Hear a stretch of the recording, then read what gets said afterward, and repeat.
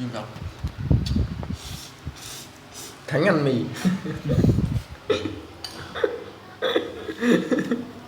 Ngon quá nha. Ăn không? Ngon. Ngon. Có trứng à? Vô. Có trứng không? Nè.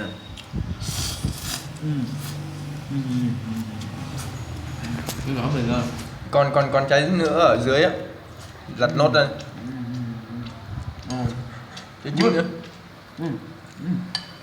Ngon, ngon, ngon ngon. Hai cái trứng mà. Hảo, mì hảo quá mì hảo.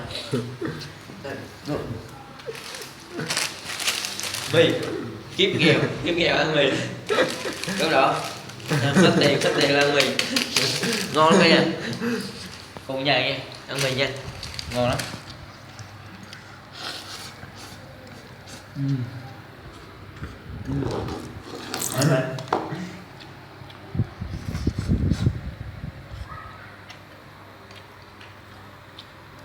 Nói dòng lát hát cho cả nhà nghe một bài nha, yêu cả nhà.